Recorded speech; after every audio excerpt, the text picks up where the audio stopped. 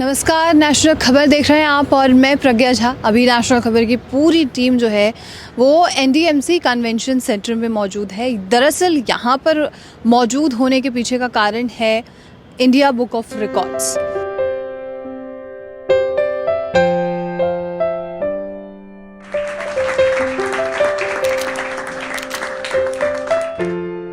India book of records की तरफ से जो है दो पुस्तक यानी कि भारत को जाने और आयुर्वेद को जाने, ये जो पुस्तक लिखी गई है डॉक्टर ममता सैनी द्वारा, जो कि संपादक हैं और काफ़ी सारी अन्य किताबें लिख चुकी हैं, उनके द्वारा ही ये रिकॉर्ड कायम किया गया है।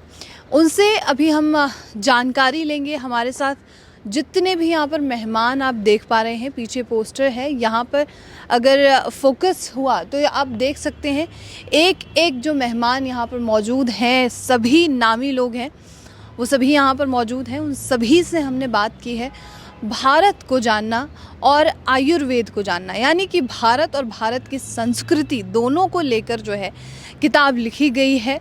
और पुस्तक में जो भी चीज़ें मेंशन की गई हैं वो अभी हम खुद डॉक्टर ममता सैनी जी जो हैं उनसे पूछेंगे, लेकिन उससे पहले जितने भी यहाँ पर गेस्ट मौजूद हैं उन सभी से बात करते हैं, उन सभी से पूछते हैं कि ये जो कदम उठाया गया है उसके पीछे की वजह क्या रही, उन्हें क्या लगता है, इस तरीके के जो राइटर्स हैं, जो ऑथर्स हैं, उनको वो किस तरीके से प्रेरित करते हैं। यहाँ पे आयुष मंत्रालय की तरफ से और अलग अलग चैनल्स की तरफ से लोग मौजूद हैं। तो चलिए एक एक करके तमाम जो गेस्ट होंगे उनसे बात करते हैं। साथ ही हमारे साथ डॉक्टर ममता सैनी जो कि जो राइटर हैं इन पुस्तकों की, उनसे भी बात करते हैं कि ऐसे मुद्दे, जैसे मैंने बताया कि ऐसे मुद्दे उठाती हूँ, जैसे मैंने कहा कि भारत को जाने, अब आयुर्वेद को जाने, क्योंकि इन्फॉर्मेशनल था। इस किताब में 125 जड़ी बूटियों पर के विषय में उनकी पूरा परिचय, कि वो जड़ी बूटी का रंग कैसा है, वो कैसी दिखती है, दिखने में उसका फूल कैसा है, उसका पत्तियां कैसी हैं, पहले तो उसका परिचय, फिर उसके बाद उसके गुण, मतलब उस पर्टिकुलर जड़ी बूटी से हम किस तरह से अपनी बीमारी को ठीक कर सकते हैं। इंडिया बुक ऑफ रिकॉर्ड्स को कौन नहीं जानता। हाँ, मैं ये कहूँगी कि जब तक चैलेंज नहीं आते उस काम को करने में मुझे मज़ा नहीं आता। तो हमारे साथ डॉक्टर ममता सैनी, जिनके बारे में हम आपको तब से लगातार जानकारी दे रहे हैं, ओपनिंग में भी मैंने जानकारी दी, आयुर्वेद को जाने और भारत को जाने जो पुस्तक इनके द्वारा लिखी गई है। और सबसे बड़ी बात है, तंजानिया में रहते हुए आपने ये सारी चीज़ें जो है मेंटेन की है, भारत की संस्कृति को और साथ ही भारत कि जो संस्कार हैं उसे आगे बढ़ाने का काम किया है और इंडिया बुक ऑफ रिकॉर्ड से आपको सम्मानित किया गया है। सबसे पहले बहुत बहुत शुभकामनाएं। बहुत बहुत धन्यवाद आपका। और मुझे बताइए कि ये मोटिवेशन कहाँ से आया कि मुझे आयुर्वेद को लेकर एक पुस्तक लिखनी है? ये मोटिवेशन एक्चुअली मुझे हमेशा से ही कुछ नया करने की, एक बचपन से ही ये कह दीजिए नया करने की उत्सुकता रहती थी। तो चाहे मैं कोई भी कार्य करती हूँ, मुझे लगता है उसमें नवीनता होनी चाहिए। और रही बात आयुर्वेद को करने की, तो इससे पहले मैंने एक ग्रंथ किया, या उससे पहले जितने भी काम किए वो भारत की संस्कृति को और ऐसे विषय लिए जिसकी, जो कि हम ये कह सकते हैं इन्फॉर्मेशनल थे, कि उससे हमारी आने वाली पीढ़ी को भी एक जानकारी मिले और हमारे देश को काम आने वाली वो एक ग्रंथ के रूप में या एक कविता के रूप में या एक पुस्तक के रूप में सबके सामने आए, ताकि सब लोगों को उसका लाभ मिल सके। तो और आयुर्वेद इसलिए लिखा गया क्योंकि मुझे ऐसा लगा कि संस्कृति से, कि ऐसे मुद्दे, जैसे मैंने बताया कि ऐसे मुद्दे उठाती हूँ, जैसे मैंने कहा कि भारत को जाने, अब आयुर्वेद को जाने, क्योंकि इन्फॉर्मेशनल था। हर व्यक्ति जो है आज के दौर में चाहता है फिर से पुरानी चीज़ों पर, ट्रेडिशनल चीज़ों पर जाए। एलोपैथी चलो करता है, लेकिन आयुर्वेद भी उतना ही उपयोगी है। तो यही एक दिन अचानक ऐसे ही बैठी हुई थी तो एक ख्याल आया कि क्यों ना, मसाले किचन में कुछ काम कर रही थी, तो क्यों ना इस मसालों पर ही लिखा जाए और इन पर ही लिखा जाए, ताकि ये जन हम जैसे जो कि ध्यान नहीं देते इसकी उपयोगिता पर, किचन में ही हमारे दवा है तो उसकी उपयोगिता पर ध्यान नहीं देते, तो इस पर ही कुछ किया जाए। तो बस वहीं से एक विचार एक कवित्री, एक बुक राइटर के मन में कुछ ना कुछ ख्याल बिल्कुल आते रहते हैं। अच्छा, इस किताब में क्या क्या चीज़ें मेंशन की गई होंगी? इस किताब में 125 जड़ी बूटियों पर के विषय में उनकी पूरा परिचय, कि वो जड़ी बूटी का रंग कैसा है, वो कैसी दिखती है, दिखने में उसका फूल कैसा है, उसका पत्तियां कैसी हैं, पहले तो उसका परिचय, फिर उसके बाद उसके गुण, उसमें क्या क्या गुण हैं, और उसके बाद उसका औषधीय प्रयोग के बारे में बताया गया है कि उस जड़ी बूटी से मतलब उस पर्टिकुलर जड़ी बूटी से हम किस तरह से अपनी बीमारी को ठीक कर सकते हैं। उसका ये हिंदी हिंदी में है, ये हिंदी में, ये दोहे हैं इसमें एक्चुअली, जो हम दोहे कपलेट्स जो हैं वो होते हैं, तो इसमें दोहे के रूप में ये लिखा गया है, और इसका हिंदी में भावार्थ भी हमने लिखा है ताकि अगर किसी को कुछ थोड़ी सी परेशानी हो उसमें, हालांकि ये बहुत स्पष्ट हिंदी, बहुत आसान भाषा में लिखा गया, लेकिन फिर भी हमने इसका भावार्थ लिखा है ताकि हर जन इसका लाभ उठा सके। बिल्कुल, और ये बहुत अच्छी बात है कि आप हेल्थ के सेक्टर में आयुर्वेद से जुड़े हुए चीज़ों को आगे बढ़ा रही हैं। अच्छा, आपको इंडिया बुक ऑफ रिकॉर्ड्स के बारे में कहाँ से पता चला? इंडिया बुक ऑफ रिकॉर्ड्स को कौन नहीं जानता सभी लोग जानते हैं, और जब कोई भी संस्था एक अच्छे कार्य को आगे बढ़ावा देती है तो हर व्यक्ति, आजकल तो इतना सोशल मीडिया है तो हर अच्छी चीज़ या बुरी भी चीज़ आ जाती है, और ये तो अच्छी चीज़ है। इंडिया बुक ऑफ रिकॉर्ड्स तो एक सम्मानित मंच है, एक सम्मानित संस्था है, तो उसके बारे में तो जानना जाहिर सी बात है। जी, और हर चीज़ में एक चैलेंज ज़रूर आता है। हम कुछ भी, कोई भी काम कर रहे हो, और आप तो भारत में भी नहीं रहती, आप तंजानिया में रहती हैं, और वहाँ पर रहकर भारत की संस्कृति को लिखना, एक आयुर्वेद को लिखना एक चैलेंज रहा होगा, तो उसके बारे में कुछ बताइए, किस तरीके के चैलेंज? नहीं, चैलेंजेस की जहाँ बात है तो मैं ये कहूँगी कि डे 1 से लेकर आज तक बहुत सारे चैलेंजेस आए। मैं ये कहूँगी कि आज भी आते आते इस कार्यक्रम को करते करते भी बहुत सारे चैलेंजेस आए, तो चैलेंज को पार करना ही मेरी अपनी आदत है। हाँ, मैं ये कहूँगी कि जब तक चैलेंज नहीं आते उस काम को करने में मुझे मज़ा नहीं आता। तो चैलेंज थे, बिल्कुल थे, और जब कोई चीज़ आसानी से मिल जाती है, मुझे लगता है उस चीज़ की वो ना दम होता है उसमें, ना बात होती है, और जब किसी चीज़ को बड़ी मशक्क़त के साथ पाया जाता है तो वो चीज़ उतनी ही दमदार होती है जितनी दमदार हमारी पुस्तक होगी आयुर्वेद को जाने।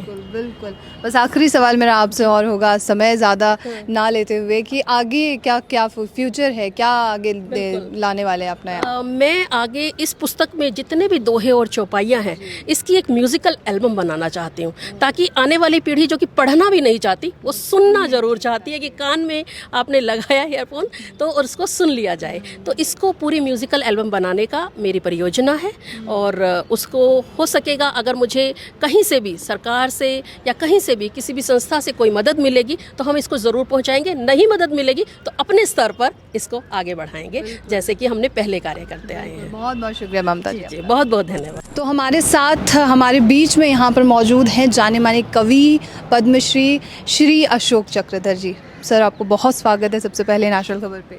धन्यवाद, धन्यवाद, बहुत बहुत धन्यवाद। और इस इवेंट, इस कार्यक्रम में आपने शिरकत की और सारी चीज़ें आपने देखी हैं, क्या कहेंगे इस कार्यक्रम के बारे में, साथ ही जो पुस्तक लिखी गई है उसके बारे में?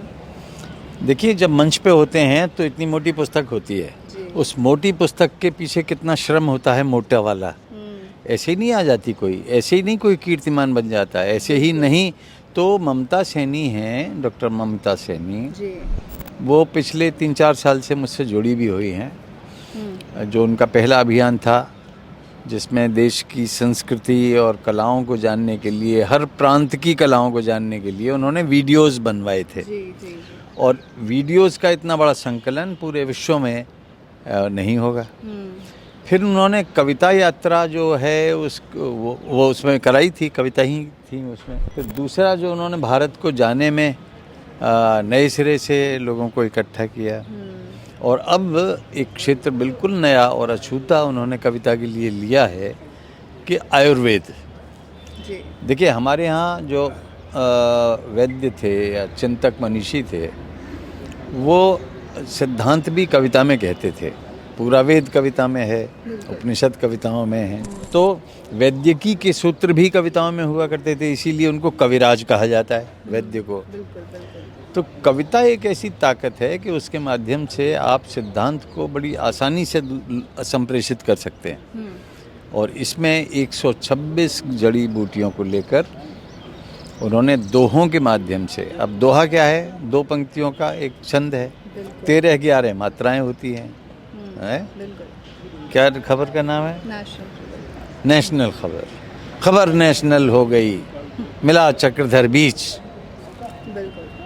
तो ये दोहे का पूरा परिधान मैंने बता दिया। इसमें पहले में 13 मात्रा, फिर 11 मात्रा। अच्छा, ठीक है। और sir India book of records के बारे में जैसे सम्मानित हुई हैं अभी ममता जी, तो उसके बारे में कुछ बताना चाहेंगे आप? नहीं, मैं उनको बधाई देना चाहूँगा कि एक ही नहीं, उन्होंने कई कीर्तिमानों के लिए इंडिया बुक ऑफ रिकॉर्ड्स में अपना स्थान बनाया है। जी और वे न रुकने वाली एक ऐसी सकर्मक चिड़िया हैं कि आज वो उन्होंने एक क्षेत्र तक अपनी उड़ान भरी और एक ही जगह बैठकर इंटरनेट के माध्यम से जी वो जोड़ लेती हैं लोगों को। लोगों को जोड़ते हैं। और चूंकि उनका लक्ष्य पवित्र होता है इसलिए लोग जुड़ जाते हैं। बिल्कुल, हर कवि से इंसान जुड़ जाता है, हाँ, बातों से जुड़ता है। जी जी, बहुत बहुत धन्यवाद। धन्यवाद। तो अभी जो है हम कार्यक्रम के बीच में मौजूद हैं, हमारे साथ तमाम यहाँ पर जो गेस्ट हैं वो भी मौजूद हैं और साथ में ही मौजूद हैं डॉक्टर ममता सैनी जी, जिन्होंने पुस्तक लिखी है आयुर्वेद को जाने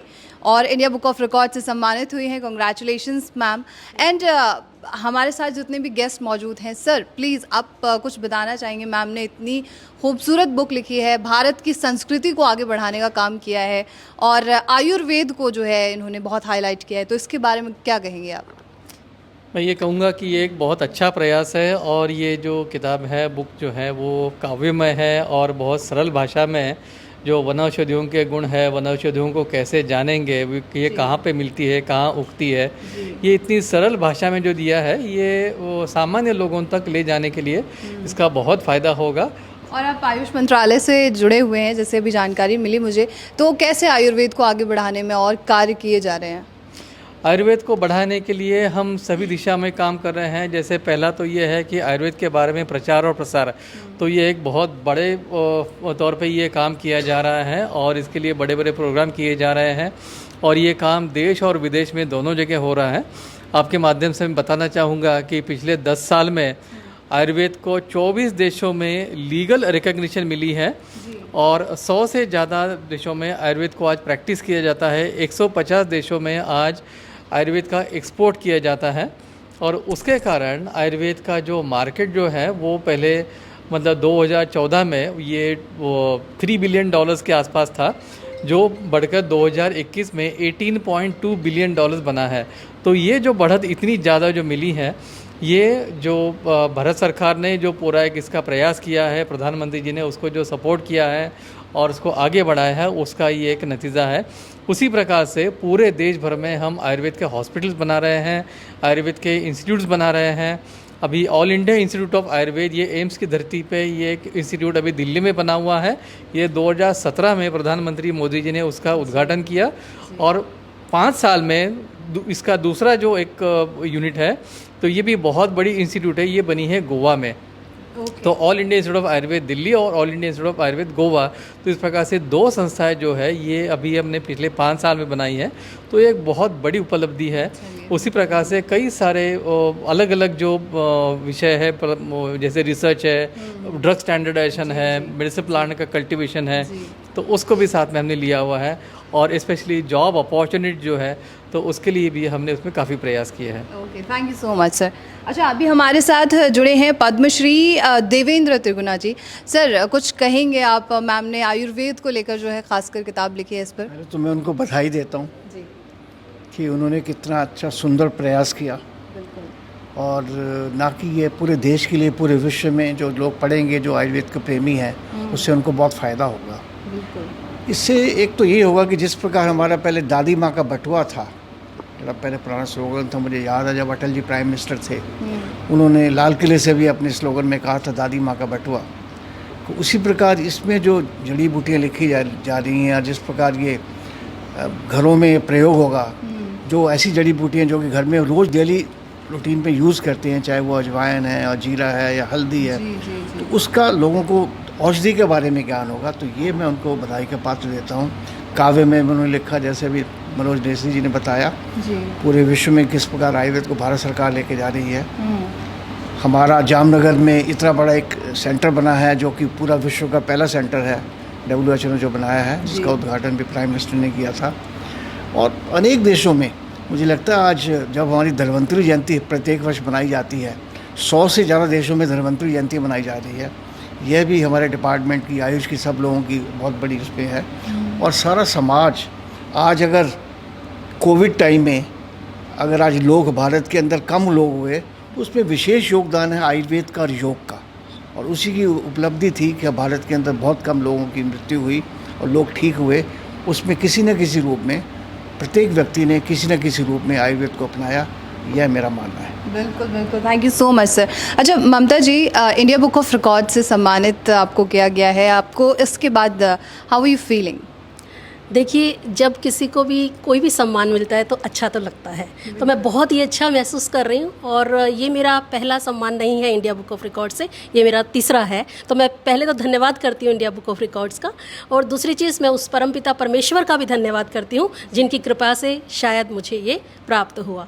और दूसरा, जब मैंने ये कार्य किया तो इंडिया बुक ऑफ रिकॉर्ड्स या किसी भी रिकॉर्ड्स को सोच के नहीं किया, वो शायद आप लोगों ने इसको मान्यता दी कि ये उसमें आना चाहिए, तभी मुझे ये प्राप्त हुआ। Thank you so much ma'am. अभी हमारे साथ राहुल चतुर्वेदी जी जुड़े हुए हैं।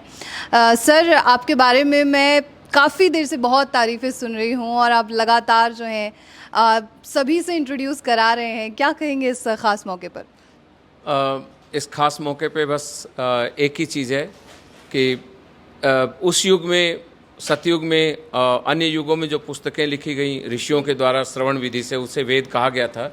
4 तरह के वेद थे। इसमें आयुर्वेदा का जो जिक्र आता है वो शाम वेद में आता है। मैं इस पुस्तक को सिर्फ यही कहूँगा, कलयुग का रसोई वेद है ये। और रसोई वेद के साथ साथ जो इन्होंने प्रयास किया है, 4 पंक्तियों के साथ बस मैं केवल 2 बात कहूँगा कि कोशिश करने वाले की कभी हार नहीं होती, कोशिश करने वाले की कभी हार नहीं होती, लहरों से डर के नैया कभी पार नहीं होती। इस चींटी को देखिए, छोटा सा जीव है, पहाड़ों पे चढ़ता है, गिरता है, पड़ता है, लड़ता है, मेहनत की ठोकरें बेकार नहीं होती, कोशिश करने वाले की कभी हार नहीं होती। Thank you very much. Thank you so much sir. अभी हमारे साथ संजय अग्रवाल जी जुड़े हुए हैं, जो दैनिक भास्कर में निदेशक के तौर, CMD के तौर पर हैं। सर, आप क्या कहेंगे इस खास इवेंट और कार्यक्रम के बारे में? इसके बारे में, किताब के बारे में कुछ भी कहने से पहले मैं तो ये कहूँगा कि ये हमारे तीनों लोगों ने जो कहा, उसमें से सब पूरा गागर में सागर तो भरी दिया इन लोगों ने। अब मेरे पास किस किताब कहने के लिए कुछ नहीं है, मेरे पास जो भी है ममता जी कहने के लिए है कि ममता जी का जो प्रयास है, ये प्रयास एक अलग तरह का प्रयास है और इसके लिए बहुत बधाई की पात्र हैं। इसके लिए मेहनत बहुत लगती है, आसान नहीं है ये करना। 126 साहित्यकारों को जोड़ना, उनको देश के कोने कोने से लाके उनको इकट्ठा करना, उसको संकलन करना, संपादित करना, और फिर उसको उसमें साथ में उसको एक बड़ी, मैंने बताया मेरे राहुल जी ने, मैंने पुस्तक तो नहीं देखी अभी तक, बताया कि उसमें जो दोहे हैं वो आम आदमी की समझ में नहीं आने वाले, आम जनमानस नहीं आएंगे समझ में। तो उनका बहुत सरल भाषा में भावार्थ में दिया गया है, जिससे उसको हर व्यक्ति प्रयोग में ला सके। ये इसका हिंदी अनुवाद है, बहुत आम भाषा में लिखा गया है, जिससे उसको कहाँ से, जैसे बताया मनोज जी ने बताया कि कैसे मिलेगा, कहाँ मिलेगा, उसका किस तरह प्रयोग करना है। ये एक मतलब ये पुस्तक जो है मील का पत्थर रहेगी। और मैं तो ममता जी के लिए आशा करूँगा, उनके लिए भविष्य में करूँगा, ऐसी मील के नित्य नए पत्थर बनाती रहें वो। बाकी जो पुस्तक के बारे में तो आप सब लोग ये जो ज्ञानी हैं, उन्होंने उस पुस्तक का तो बखान कर ही दिया पूरा। बिल्कुल बिल्कुल, thank you so much sir. अब हमारे साथ जुड़ेंगे इंडिया बुक ऑफ रिकॉर्ड की तरफ से जो अधिकारी यहाँ पर मौजूद हैं, Narvijay Yadav sir. Sir, India book of record से सम्मानित किया गया, कैसे वेरीफाई हुआ जो किताब को आपने सम्मानित किया है, ममता जी को सम्मानित किया, बताइए। जैसा कि इंडिया बुक ऑफ रिकॉर्ड का काम करने का, रिकॉर्ड सेलेक्ट करने का एक सेट तरीका है, पैरामीटर है। अंतर्राष्ट्रीय और एशिया के जो रिकॉर्ड ऑर्गेनाइजेशंस हैं, उन सब नियमों का पालन करते हुए, और आपने जैसा बताया अपने आप में ये एक अनूठा ग्रंथ है। मैंने नीचे देखा था, बहुत भारी एक पुस्तक है जिसमें दोहों के रूप में, जिनको याद रखना आसान होता है, अन्यथा उनके बारे में विस्तार से जानना थोड़ा मुश्किल होता है, याद रखना मुश्किल होता है, बट दोहे अक्सर याद रह जाते हैं। तो ये अपनी किस्म का बहुत अच्छा, मैं तो बड़ा रोमांचित था कि मैं एक ऐसे कार्यक्रम का हिस्सा बनने जा रहा हूँ जहाँ एक तो कवि, ढेर सारे कविताओं की बातें, और ऊपर से काम की बातें, जो स्वास्थ्य से जुड़ी हुई चीज़ है। वो है हमारे घर की रसोई में जो तमाम किस्म के छोटे बड़े मिर्च मसाले तो क्या, जड़ी बूटियाँ जो हैं, है ना, औषधियाँ हैं, औषधीय महत्व के लौंग, इलायची, ये काली मिर्च और तुलसी, ये सब चीज़ें हैं। तो इनके बारे में उतनी जानकारी आज के मौजूदा समय में लोगों को नहीं है जितनी पहले हुआ करती थी या जितनी होनी चाहिए। और अब परिवार भी ऐसे अलग अलग रहने लगे हैं, दादी जी अलग होती हैं, घर के बड़े साथ में नहीं होते हैं। तो जो दादी जी की पोटली थी, तो वो पोटली कहीं खो गई, वो आपने वापस जो है पुस्तक के रूप में वापस आ गई है। तो उसके लिए बहुत बहुत बधाई इस उल्लेखनीय कार्य के लिए। बिल्कुल, thank you so much sir. शुभकामनाएं आपको बहुत, और थैंक यू सो मच, आप सभी को बहुत धन्यवाद।